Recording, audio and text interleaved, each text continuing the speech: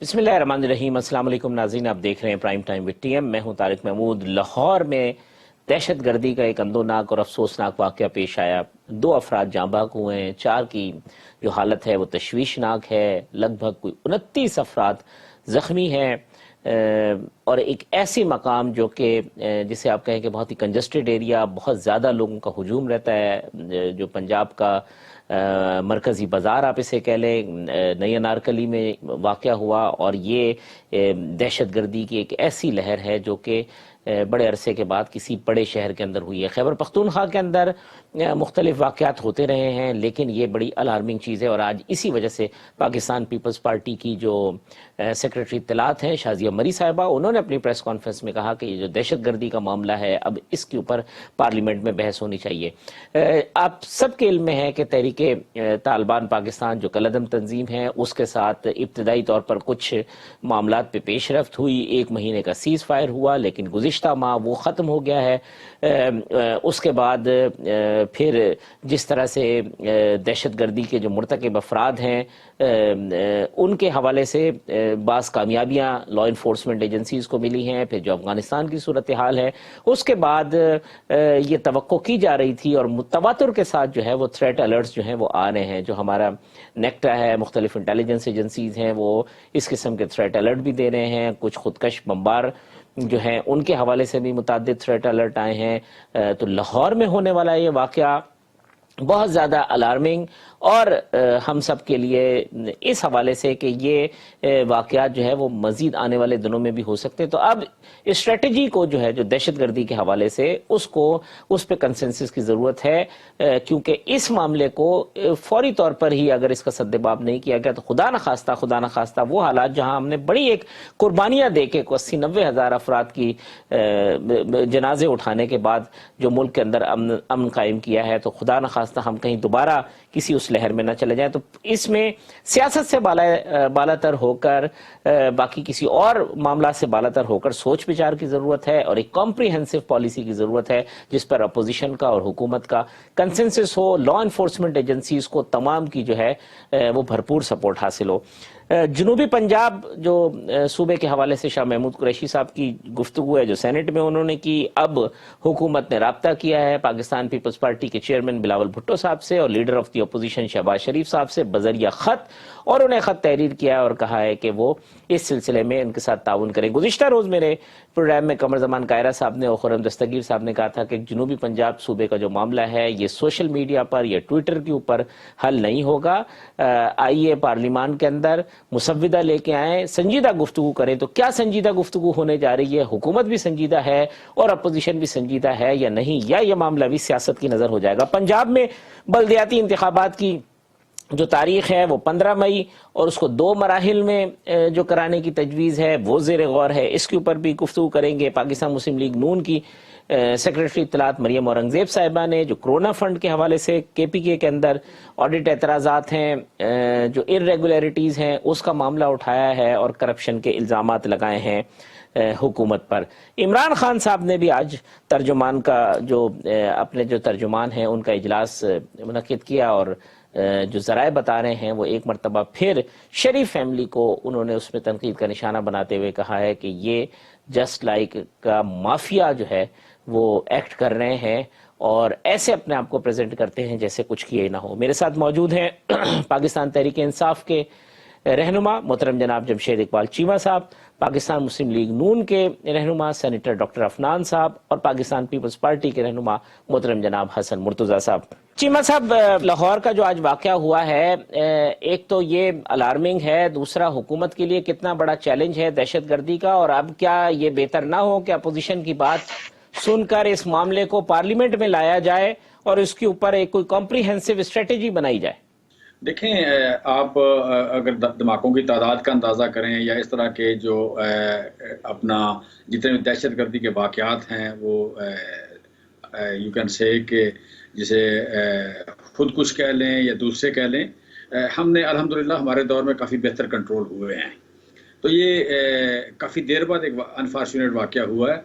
सो मैं समझता हूँ कि फिर यह है कि वो उस अंदाज में ये नहीं है कि जो खुद कुछ होते थे, एक डिफरेंट चीज़ या डिफरेंट वे में हुआ ये। तो अगले 2-3 दिन में मैं समझता हूँ बंदे पकड़े जाएंगे। बिलाल यासीन पे जो अटैक हुआ था तो बड़ी जल्दी पकड़ा गया है, दहशतगर्द पकड़े गए हैं या कातिल जो है पकड़े गए, कत्ल करने की कोशिश करने वाले, तो इसमें भी मैं समझता हूँ पकड़े जाएंगे। बाकी ये जो ओवरऑल अपना नेशनल सिक्योरिटी का इशू है, नेशनल सिक्योरिटी में तो ये सारा कुछ शामिल है उसमें, मतलब आपके लिए ज़्यादा कम्प्रिहेंसिव हमने बनाया है इसको।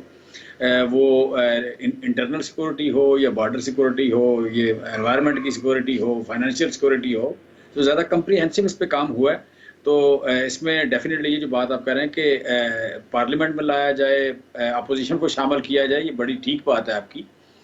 इसमें हम करेंगे भी, पंजाब असम्बली में भी करेंगे, सिंध में भी करेंगे, या सिंध में तो सिंध असम्बली ने करना है, वज़ीर आला ने करना है, यहाँ भी हम करेंगे, मरकज़ में भी करेंगे, केपी में भी करेंगे।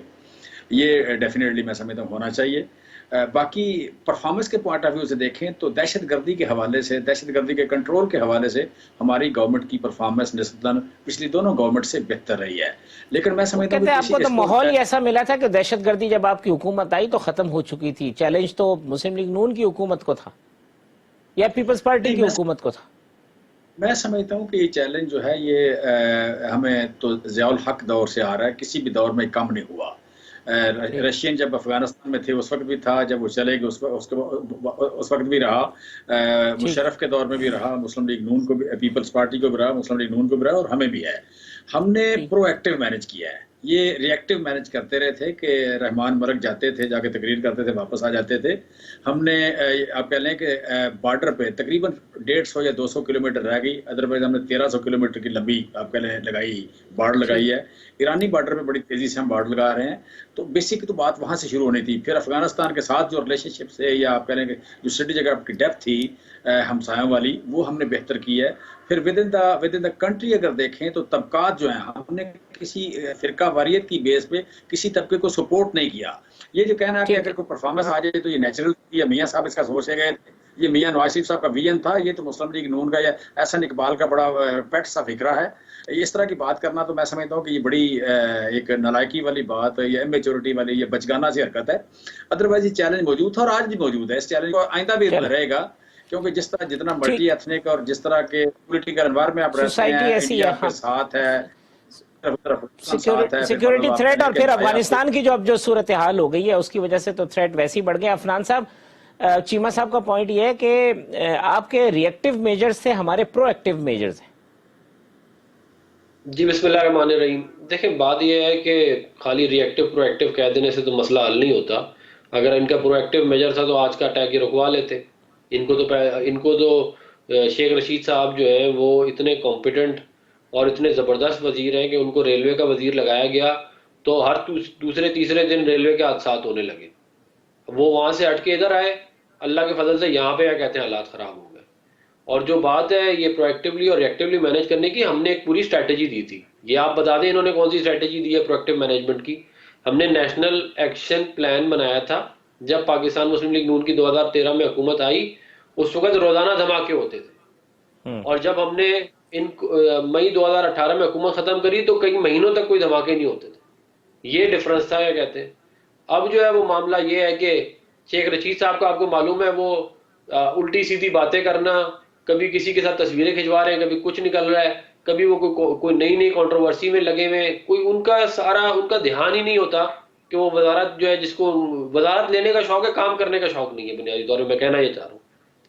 तो अब आप एक निकम्मे नाअहल इंसान को जब आप वजीर लगाएंगे तो उसके इम्प्लीकेशन तो फिर भुगतनी पड़ेगी कौम को, और वही हो रहा है ना। उनको कोई परवाह, वो उनको ये मालूम है कि मैं जो मर्जी करता रहूं, मैंने अगला इलेक्शन भी रिक करके जीत लेना और मैंने वजीर भी बूट पॉलिश कर करके बन जाना है, और यही बहुत है मेरे लिए। तो इसलिए कहते हैं वो उनका ध्यान सारा उधर ही रहता है।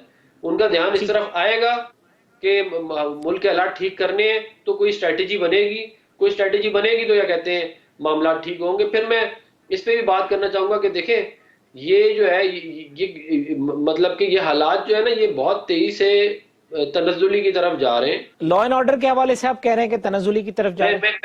मैं कह रहा हूँ इकोनॉमी का तो आपने देख लिया, लॉ एंड ऑर्डर का मैं इसलिए कह रहा हूँ कि उस पर भी तनज़्ज़ुली की तरफ जा रहे हैं क्योंकि अभी कुछ दिनों पहले इस्लामाबाद में हमला हुआ है G9 के अंदर, अगर आपकी नॉलेज में हो। जी जी,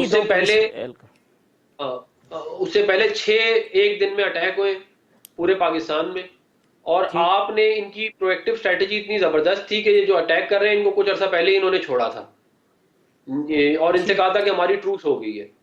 तो अगर आपकी ट्रूस हो गई थी और मामला सुलझ गए थे तो फिर वो अटैक क्यों कर रहे हैं? सवाल तो ये है बेसिकली। ठीक। हसन मुर्तजा साहब, आज आप गए भी हैं मेयो अस्पताल में, जख्मियों से भी मिले हैं। एक तो ओवरऑल वहाँ जरा सिचुएशन का बता दीजिएगा लोगों के साथ कि लाहौर में आप मौजूद हैं, वहाँ क्या सूरत हाल है, और दूसरा ये कितना बड़ा खतरा आपको मंडलाता हुआ नजर आ रहा है? अफनान साहब कहते हैं कि ये उनको आने वाले दिनों में मजीद ये लॉ एंड ऑर्डर की सिचुएशन तनाजुली की तरफ जाती नजर आती है।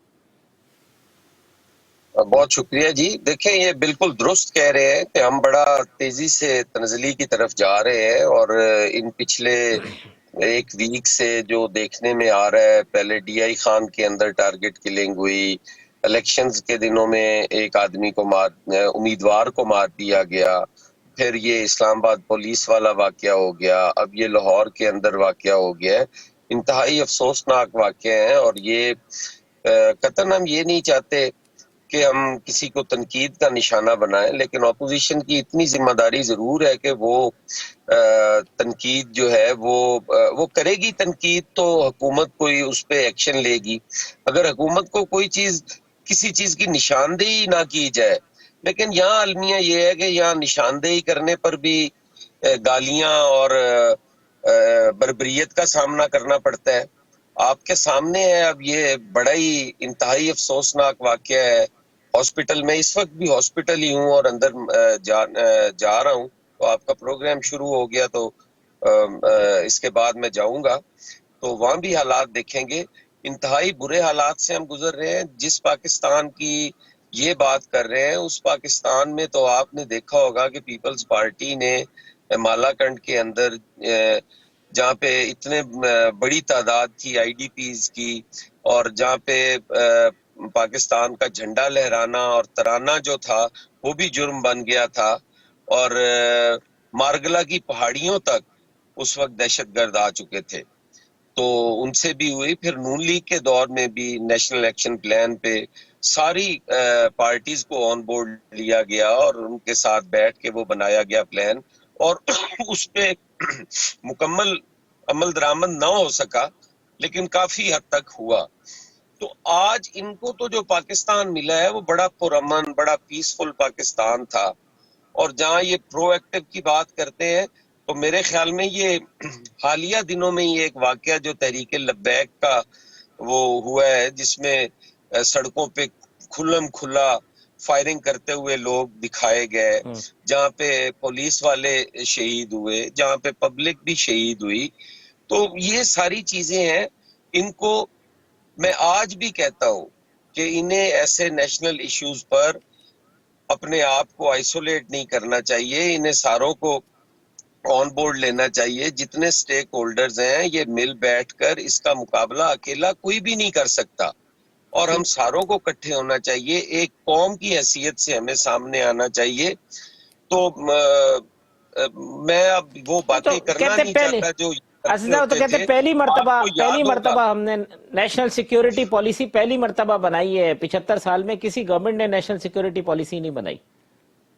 ये सारी बातें करने की हैं जी। जो यहाँ पे जो पॉलिसीज बनी है, ये उनका नतीजा है कि आज इकोनॉमी हमारी बैठ गई है, हमसाए हमसे खुश नहीं है, हम आइसोलेट होके रह गए हैं जी, हम तन्हा हैं, कोई हमारे साथ नहीं खड़ा हुआ, ना कोई हमारी खारजा पॉलिसी है, ना कोई हमारी दाखिला पॉलिसी है, ना कोई हमारी हेल्थ की हालत है, ना कोई हमारी एजुकेशन की हालत है। अब ये कही जाए तो इनको आगे से कुछ जवाब देना तो गालियां सुनने के बराबर ही होगा।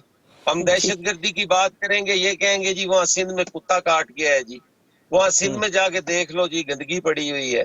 मतलब जब हुकूमत का ये रवैया होगा तो उनसे खैर की तवक्को क्या आप कर सकते हैं जी। ठीक है, यहाँ एक वक्फा ले लेते हैं, वक्फे के बाद आते हैं तो अपने प्रोग्राम को कंटिन्यू करते हैं।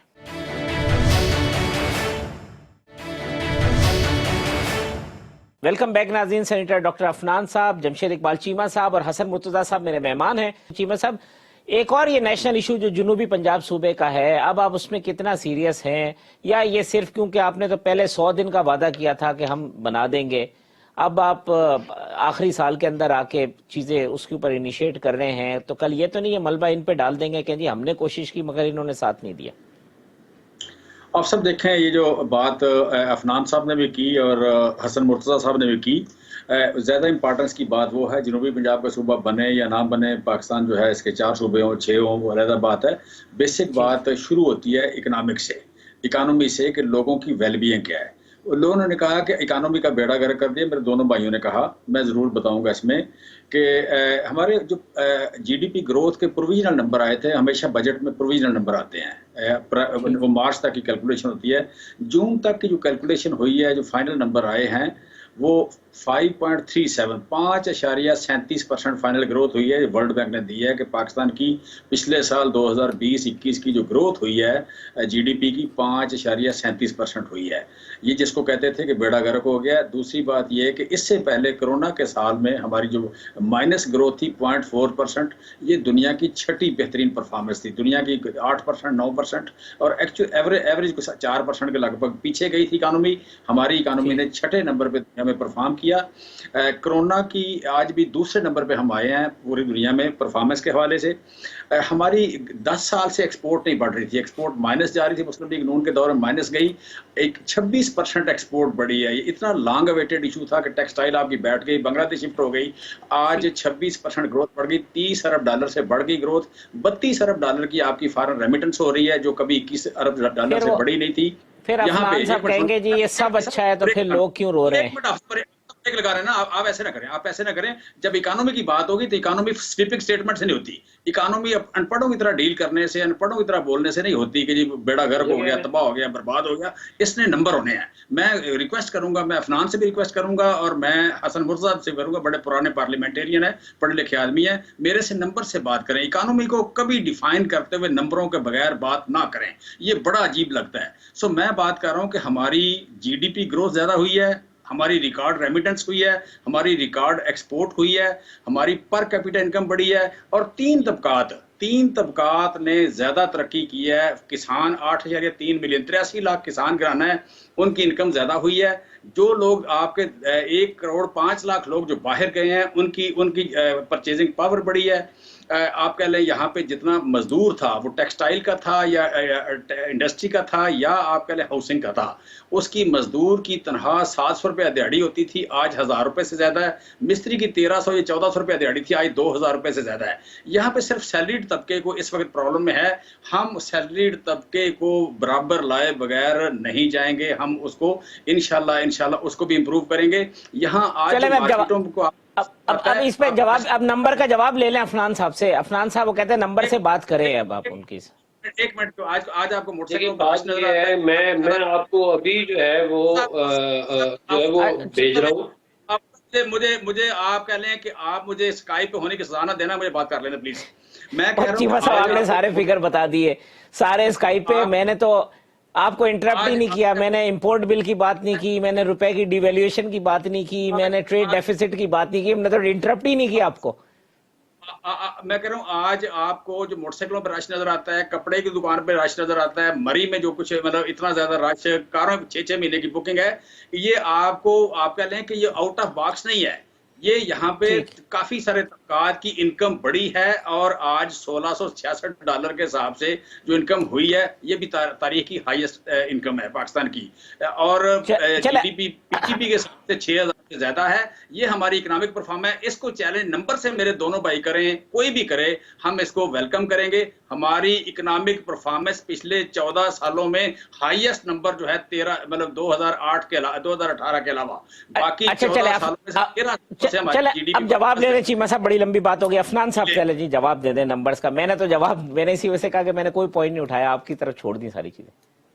जी मैं आपको एक मैसेज भी किया, आप अपने मोबाइल फोन पे देख लें। जी मैं देख रहा हूँ आपने। वर्ल्ड बैंक ये कहता है कि -0.935 हुई है 2020 में जीडीपी की ग्रोथ रेट। ये वर्ल्ड बैंक कह रहा है, वर्ल्ड बैंक की वेबसाइट से मैंने फिगर उठाई है। और वर्ल्ड बैंक फोरकास्ट कर रहा है, अगर आप वो कहते हैं मैं वो भी आपको भेज देता हूँ कि इस साल 3.5%, 3.45, हाँ जी वर्ल्ड इकोनॉमिक की वो रिपोर्ट यही थी जो कुछ 2 हफ्ते पहले आई। अब अगर आप 5.3% किसी तरह डेटा फर्ज करके बना लें या किसी फेक वेबसाइट से कोई इस तरह का कोई रिपोर्ट बना ले तो उसको तो हम कुछ नहीं कह सकते, लेकिन वर्ल्ड बैंक इस तरह की कोई बात नहीं कह रहा जिस तरह की इन्होंने कही है। फिर दूसरी बात यह है कि देखें, कहा था हमने 5.3 किया। पिछले साल वर्ल्ड बैंक की रिपोर्ट थी, उनकी फोरकास्ट थी कि हम 1.5 करेंगे, हमने 5.357 किया है। ये उनकी जजमेंट गलत हुई है और आज फाइनल मेरी गुजारिश को सुने। वर्ल्ड बैंक की जो वेबसाइट है उसके ऊपर पाकिस्तान की जीडीपी ग्रोथ रेट 2020 की -0.935 लिखी हुई है, आप अभी जाके चेक कर सकते हैं। ये मैंने -4 आई, एक्चुअल -0.4 आई थी, एक्चुअल जो है उनकी -0.4। मैं यही -0.935 कह रहा हूँ मैं, और -0.4। चले आप लोगों ने 0.4 कर लिया होगा, लेकिन आप तो कह रहे थे 5.3% थी। मैं तो ये कह रहा हूँ कि ये जो फोरकास्ट भी है इस साल की वो इसकी मैं कह रहा था छठी बेस्ट है। ये -0.4 दुनिया में छठी बेस्ट थी। ये -0.4 चाइना बांग्लादेश, अपना मिस्र, वियतनाम और हांगकांग के अलावा छठी बेस्ट परफॉर्मेंस ये थी, -0.4। जी अफनान साहब, मैं ये कह रहा हूँ कि देखें, बात ये है कि जो जीडीपी ग्रोथ रेट है वो जो है वो ठीक है, कहते हैं इतनी कोई बहुत इंकरेजिंग बाकी दुनिया में भी नहीं थी, लेकिन माइनस के अंदर जो है वो नहीं, इंडिया की इकोनॉमी माइनस में नहीं गई पिछले साल। हम लोग माइनस में थे एज पर वर्ल्ड बैंक। मैं बता रहा हूँ अफनान, आपको गलती लग रही है। पिछले साल तो हमने 5.37 ग्रो किया है, आपको गलती लग रही है। ये 2020 क्या बात करें, मैं तो कह रहा हूँ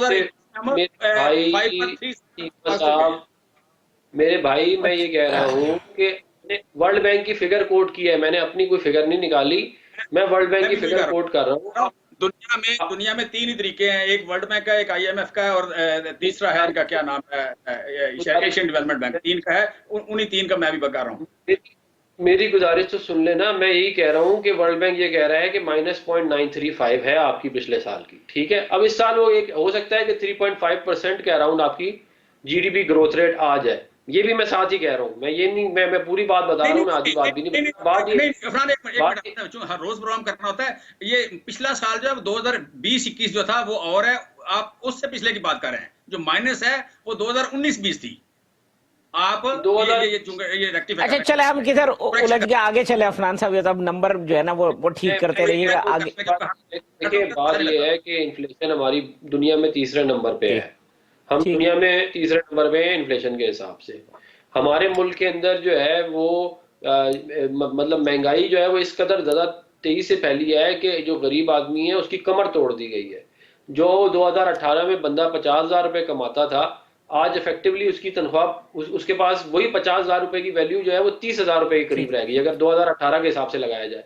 आपने रुपए की डिवैल्यूएशन के ऊपर आज खबर आई है कि अगर इन्होंने विद होल्डिंग टैक्स एक कोई नया लेके आ रहे हैं, अगर वो लेवी किया तो 200 रुपए का हो जाएगा डॉलर। तो आप मुझे बताइए, इंपोर्ट बिल 14 बिलियन डॉलर का हो चुका है फूड का, खाली फूड का। जो हम वीट और हम जो है ये शुगर हम एक्सपोर्ट करते थे हमारे जमाने में, उसके हम अब इंपोर्ट कर रहे हैं 14 बिलियन डॉलर की।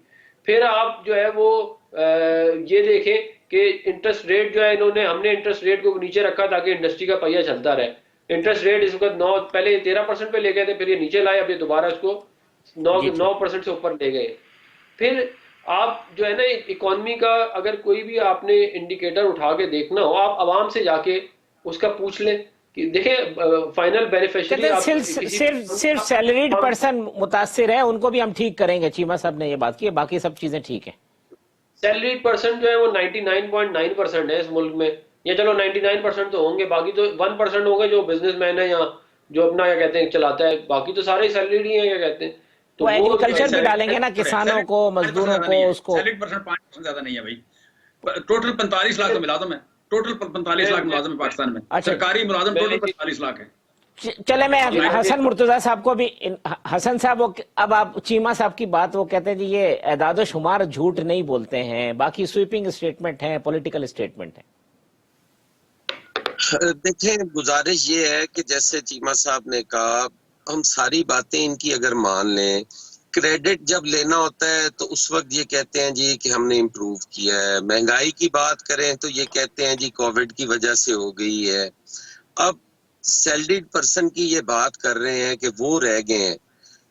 काश्तकार का मुझे बताएं, चीमा साहब का तो अपना जो बिजनेस है वो भी काश्तकार के रिलेटेड है। काश्तकार को जो अगर उसको कोई प्राइस अच्छी मिल जाती है तो उसमें कोई हुकूमती पॉलिसी नहीं है, वो तो तलब रसद के हिसाब से, अगर मार्केट में चीजें कम है तो लामाला उसकी प्राइस ज्यादा होगी, और जो अगर वो ज्यादा है तो वो रुल जाएगी, उसे लेने वाला कोई नहीं होगा। गवर्नमेंट की तो उसमें ये मेहरबानी है ना कि काश्तकार को क्या खाद मिल रही है। जब सोइंग सीजन था तो डीएपी शॉर्ट थी, आज अगर यूरिया की जरूरत है तो यूरिया नहीं मिल रही, ब्लैक में मिल रही है। जो हमारे रिसर्च सेंटर्स थे या है उनको उनकी निजकारी करने की सोची जा रही है। काश्तकार को क्या फायदा दिया है आपने? इस मुल्क की एग्रो बेस्ड इकोनॉमी है, आप कॉटन भी इंपोर्ट कर रहे हैं, आप गंदम भी इंपोर्ट करने जा रहे हैं, आप किसकी चीनी तक इंपोर्ट आप कर रहे हैं, आपकी खाद यहाँ से स्मगल हो जाती है, कोई उसका पूछने वाला नहीं है। हमने आपसे गुजारिश की कि गंदम की अगर प्राइस अच्छी देंगे तो हमारी गंदम जो है वो खुद कफील होंगे हम, और फिर हम उसे एक्सपोर्ट भी कर सकेंगे। लेकिन आपने उसमें क्या मेहरबानी फरमाई? वो अभी मैं नहीं समझता जी। अब ज्यादा जितना भी बोलते जाए, जब मानना ही नहीं है, जब यही कह देना है कि फिगर से बात करो जी, पढ़ी लिखी बात करो, तो समझ से बालातर है कि अगर फिगर से बात होती और आप दुरुस्त फरमा रहे होते तो आम आदमी रोटी के लिए रुल रहा होता। यहाँ पर महंगाई से आपको पता है कितने घरों के चूल्हे जो हैं वो बुझ चुके हैं, या जितनी आपने महंगाई की है क्या उतनी आपने लोगों की कुव्वत खरीद भी बढ़ाई है? आपने कितने % तनख्वाहें बढ़ाई हैं? आपने कितने % गंदम की कीमत बढ़ाई है?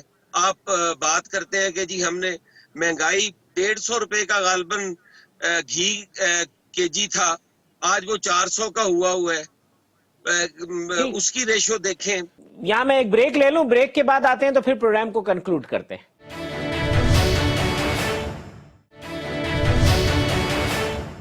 वेलकम बैक नाज़रीन, लास्ट सेगमेंट है। जमशेद इकबाल चीमा साहब, सेनेटर अफनान साहब, हसन मुर्तजा साहब मेरे साथ मौजूद हैं। पहले अफनान साहब आप बता दें कि ये जो साउथ पंजाब के ऊपर गवर्नमेंट की पेशकश है, पॉजिटिव रिएक्ट करेगी मुस्लिम लीग नून?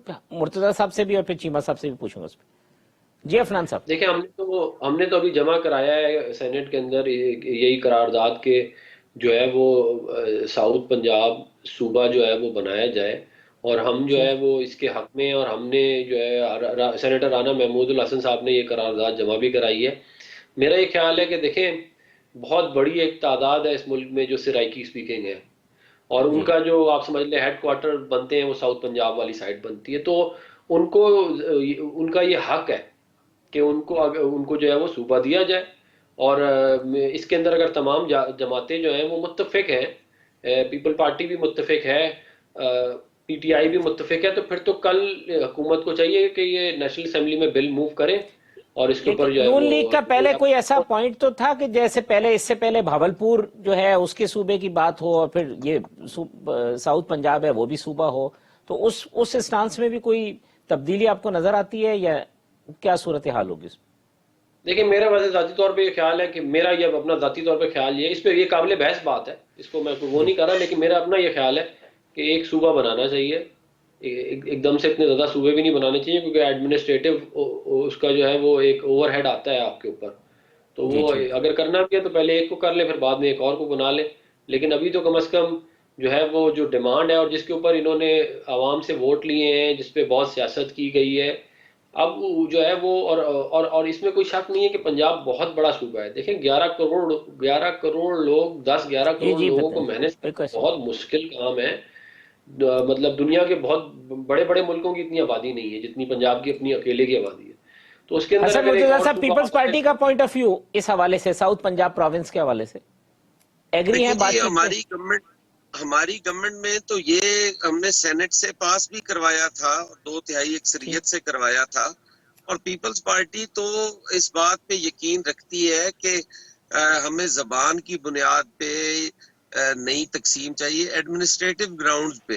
जिस तरह अभी अफनान साहब ने कहा कि 12 करोड़ का सूबा, उसको मैनेज करना इंतहाई मुश्किल काम है, तो मुल्कों से बड़ा ये सूबा है, तो उसके लिए यकीनन होना चाहिए जी। अगर उनकी एक डिमांड है उसको देखना चाहिए। हमने पाकिस्तान के वफाक को मजबूत करना है, हमने सारी इकाइयों को साथ लेकर चलना है। अगर इसी तरीके से हम फैसले करते रहे कि बांग्लादेश वाले उस वक्त अपने हकूक मांगते रहे और हमने उन्हें सीरियस ना लिया और अल्लाह ना करे कोई ऐसा अलमिया हो जाए, तो इसलिए वफाक को चाहिए कि वो अपनी इकाइयों को मजबूत भी करे, उनको उनके हकूक भी दे, उनकी आवाज भी बने। और यकीनन मैं तो इस बात से कभी नाराज नहीं करता जी। ये तो फिर चीमा साहब बड़ी आइडियल सिचुएशन है। मुस्लिम लीग नून भी, पीपल्स पार्टी भी चाहती है कि आपके साथ इस मामले पे बात करे, तो अब अगर ये बात नहीं होती तो फिर ये तो बड़ी बदकिस्मती नहीं होगी? मैं समझता हूँ बड़ा लॉजिकल बात है ये कि 12 करोड़ लोग और सारा दिन बेगुनाह गालियां खाते रहे कि लोग कहें कि बड़ा सूबा है तो ज़्यादा शेयर लेता है और ये इस्तेसाल करता है। इस तरह की बात, इस तरह की डिप्राइव होने की जो सेंस है वो नहीं होनी चाहिए। लिहाजा इसमें कोई अना का मसला नहीं है, हमारे तो मंशूर में है और हम तो लेके चल रहे हैं इसको। सो पीपल्स पार्टी का इसमें तावन करना, मुस्लिम लीग नून का, अफनान से मैंने सुना है, बाकी अभी तक इनके हेड ऑफिस है या बाकी मरीम बीबी का या शाहिद हकान अब्बासी साहब का या शहबाज शरीफ साहब का बयान आता है या आगे स्टांस क्लियर होता है, फिर ज्यादा पता लगेगा। लेकिन बहरहाल मैं समझता हूँ ये बड़ी खुशाइंद बात है कि जिसे कहते हैं ना कि चलो इब्तदाई सिग्नल जो पॉजिटिव है। इफनान कल खुर्रम साहब कह रहे थे कि आप मुसव्विदा लेके आए, सामने लाएं, पता चलेगा चाहते क्या हैं, वो सामने लाएं, फिर बात करेंगे पार्लियामेंट। मैं कहता हूँ ये इब्तदाई सिग्नल अगर पॉजिटिव है कि कोई बंदा कहता है मुसव्वदा लेके आए तो उसका हक है, ठीक कह रहे हैं ना वो। सो मैं समझता हूँ ये भी इब्तदाई तौर पर एक पॉजिटिव सिग्नल है। ये पॉजिटिव सिग्नल जो है ये लॉजिकल चीजों को होना चाहिए। दूसरा एक सवाल पूछा था, ये बड़े पर्टिनेंट सवाल पूछे आप, बड़ा खुश हुआ मैं कि हसन मुर्तजा साहब ने बड़े ही विजडम वाले या फोक विजडम वाले, देहाती विजडम वाले सवाल पूछे हैं। उन्होंने कहा इनकम कितनी बड़ी है रुपये में। हसन साहब इनकम बड़ी है कि 2018 में यहाँ पे इनकम थी 1,80,000 रुपए पर कैपिटा, अब हो गई है 2,80,000 रुपए per capita, $1,666 per capita income है यहाँ पे। और दूसरा आपने पूछा कि फसलों का रेट यहाँ पता है आपको, आपके साथ रमजान शुगर मिल है, आपने भुगती हुई है, उसको भुगत रहे हैं आज भी। यहाँ पे रेट होता था 120 रुपए गन्ना, एवरेज खरीदा गया था 2018 में गन्ना 145 रुपए का। रमजान शुगर मिल ने 120 का खरीदा था, आज किसान को 250 रुपए मिल रहा है। हमने उसका इस्तेसाल नहीं होने दिया। जो शुगर फैक्ट्रीज कंट्रोल एक्ट है वो हमने पास करवाया, लिहाजा आज कोई उनके पैसे नहीं रोक सकता, उनको कोई इनकार नहीं कर सकता और उनको काट नहीं कर सकता और थोड़े रेट पे ले नहीं सकता।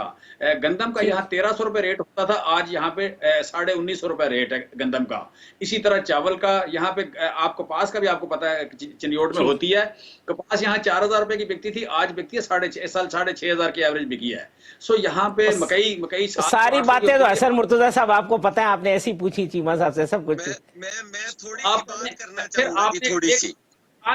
हसन साहब एक मिनट, आपने खाद का पूछा, खाद में डीएपी शॉर्ट नहीं थी, मिली, महंगी हुई है इंटरनेशनली। जब भी खुराक महंगी होती है तो खाद महंगी होती है। यूरिया की हमारे पास हमने रिकॉर्ड पैदावार ली, 63 लाख टन हमने दी है, लेकिन पिछले साल से 5% ज्यादा है, लेकिन फिर भी 2 लाख टन कम थी। आज जो किसान को तकलीफ हुई है, लगना पड़ा, एक मिनट सर, एक मिनट, किसान को लाइन में लगना पड़ा, उसको बाद जगह रेट ज्यादा देना पड़ा। हम भी मानते हैं आइंदा ये नहीं होगा, हम इसको ठीक करेंगे। हमने किसान को बहुत सपोर्ट किया, आइंदा खाद के मामले में किसान को सस्ती भी देंगे और एक्सेस भी होगी।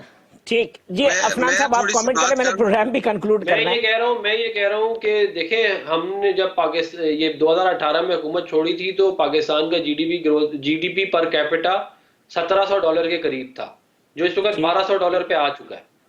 तो उसको अगर आप 15 रुपए में कन्वर्ट करके, क्योंकि 1565 था या 1525 था, डिक्लाइन किया है। आप अभी इकोनॉमिक सर्वे ऑफ पाकिस्तान निकालें, 1565 है या 1525 है। आप 1700 बिल्कुल गलत बात कर जाते हैं, आप बाज़ बार डंडी मार जाते हैं, ना करें। 1500 था, आज 1666 फाइनल फिगर हुई है 1666। ये फिगर वो कह रहे हैं 1666 है अफनान साहब। 2018 में हाईएस्ट ग्रोथ थी पिछले आप कह रहे हैं 10 सालों में। इस हमने जो ग्रोथ की है ये सेकंड हाईएस्ट है 14 सालों में। जी अफनान साहब, वो कहते हैं 1600 रुपए की डिवैल्यूएशन की वजह से, आप चेक कर लें। ये मुझे अगर अच्छा। 1 मिनट मिल जाए तो। जी हसन साहब कर दे, मैंने प्रोग्राम कंक्लूड करने के अफनान साहब ने भी जाना है। चेक करें आज के ताजा जी तरीन नंबर चेक करें। जी हसन मुर्तजा साहब। मैं गुजारिश कर दूं जी, 1190 ये डॉलर। मैं गुजारिश कर रहा हूँ जी, जैसे चीमा साहब ने अभी बताया है ना जी, ये हमने जी। गंदम 1300 में की थी, उसके बाद मुस्लिम लीग ने भी उसका रेट बढ़ाया और इन्होंने कितना बढ़ाया है, 200 रुपया। और ये अब बात कर रहे हैं कि हमने ये कर दिया। गन्ने का रेट हमने 50 रुपए से 150 रुपए किया, फिर 180 रुपए किया। मेरी सुन ले जी, हमारे वक्त में चावल जो है, मुंजी जो है धान, वो 2600-2700 रुपए में बिकी थी और हुकूमत ने खरीदी थी। हमारे दौर में मकई और आलू जो था वो अपनी पीक पर गया था। ये कह रहे हैं, ये मुझे जवाब दें कि हमारे दौर में 4 रुपए का यूनिट था बिजली का, अब 75 रुपए में मिल रहा है हमें। जो फ्यूल प्राइस एडजस्टमेंट पिछले साल जो हुआ था, उसकी अब ये वसूल कर रहे हैं, वो कहीं 75 रुपए में जाके पड़ता है। ये कहाँ की बातें कर रहे हैं जी।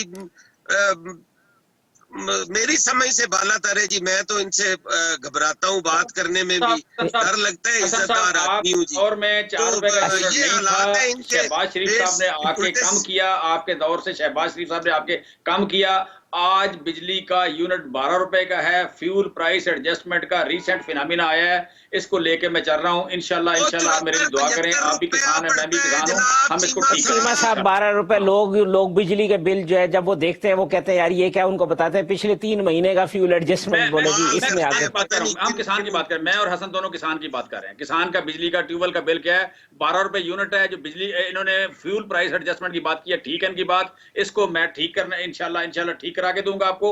और ये मेरे लिए दुआ करना, आप भी मेरा साथ देना प्लीज। चले हसन साहब वो कहते हैं मैं फ्यूल एडजस्टमेंट वाला मामला ठीक करा के दूंगा। अल्लाह पाक इनकी जी जिंदगी करे, इन्हें सेहत सलामती दे। काश्तकार का कुछ करें जी, वो मर रहा है। जो ये बता रहे हैं वो इस तरह के हालात नहीं है, तो अल्लाह करे इन्हें अल्लाह ताला हिम्मत दे, ये करवा दे। मैं तो इनके लिए दुआ ही कर सकता हूँ जी। चले चीमा साहब अब आपके साथ हसन मुर्तजा साहब की दुआएं, वो कहते हैं आप करवा के दे, चले काश्तकार का कोई फायदा तो हो। हसन साहब बड़े रीजनेबल आदमी है, काज के लिए काम करते हैं। ये काज है ना, ये काज है कि 83 लाख किसान है, 83 लाख किसान के काज का मामला है। लिहाजा मैं और ये इकट्ठे हैं, पीपल्स पार्टी में भी हमारे साथ है। ये पीपल्स पार्टी भी आप कह लें रही है, किसान फ्रेंडली गवर्नमेंट रही है, हमारी किसान फ्रेंडली है। दरमियान में आके कह लें कि नून लीग ने जो आप कह लें कि किसान को मारा है, इनके दौर में किसान का नुकसान ज्यादा हुआ है, डेफिनेटली हुआ है। चले वक्त खत्म हो गया। जहां से पीपल्स पार्टी छोड़ा था, हमने उससे आगे गए हैं कि हमने उसको वेराइटीज बेहतर दी, हमने उसकी फूड प्रोसेसिंग में गए हैं, हमने कर्जे ज्यादा दिए हैं, हमने मशीनरी में ज्यादा सपोर्ट किया है। वजीर आजम का ट्रांसफॉर्मेशन प्लान एक बिल्कुल नॉवल आइडिया था और बहुत सक्सेसफुल रहा है वो। किसान पिछले नून लीग और पीपल्स पार्टी के दौर में 10 साल में जो ग्रोथ है ज़राअत की, वो 1.3% है। पिछले साल जो ग्रोथ हुई है 3.3% हुई है। ये फिनोमिनल है। ये 14वें साल सबसे हाईएस्ट ग्रोथ ज़राअत की 3.3% बड़े सालों बाद हुई है। सो उसकी वजह हमारी पॉलिसीज थी, वाटर रिसोर्स कंजर्वेशन थी और किसान को दी हुई सहूलतें थी। चले जमशेद इकबाल चीमा साहब, सेनेटर अफनान साहब, हसन मुर्तजा साहब, तमाम मेहमानों का बहुत शुक्रिया। आइंदा हफ्ते इसी प्रोग्राम में इंशाल्लाह इसी वक्त दोबारा मुलाकात होगी। अल्लाह हाफिज।